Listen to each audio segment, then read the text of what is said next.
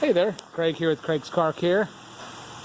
This is our mouse-eaten, or actually rabbit-eaten wiring car. It also had a power steering leak on it, and I just wanted to show you what we found on it and what was done. Everybody knows about power steering, I'm sure, and they hear about power steering. This is a 2014 Ultima, and the power steering was leaking from the power steering pump. Now, if you haven't already figured it out, looking at this power steering pump, it's different than what you're used to in traditional stuff, in that it uses an electronic power steering pump, not just electrical, electronic. This one was actually leaking very heavily from the bottom of the pump, and it was just absolutely pouring out of there, just a steady stream. And there's not a good way to reseal these. They just have you replace them. There was not a kit available for making a good fix on this. So let's go over here. So on this pump, this is your just simple power and ground. You can see by the large connectors, it's probably at least a 40 amp circuit, if not much larger. But also makes it unique is all how it controls through a module in this.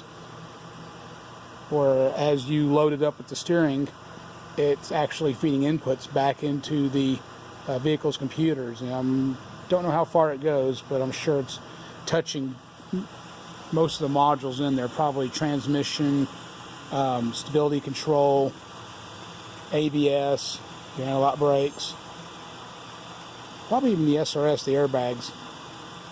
And I'm sure these are all tying into the network. There's your power steering pump.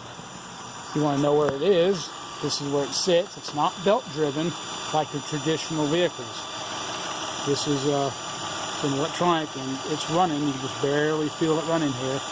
And Thad has filled it up and is watching it for air. And when we do these, we actually do a bleed procedure on them.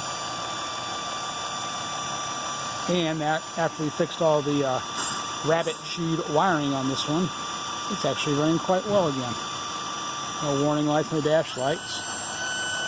And that's Dad running the steering back and forth. And that's the power steering pump that you're hearing as he goes back and forth. There's our heavy power and ground wires. And these are our control wires. And if you look on this one, it's actually got only 3 wires going to the system. So the inputs and outputs are not quite as involved on this one as they could be. You see we have at least 2 pins that aren't being used.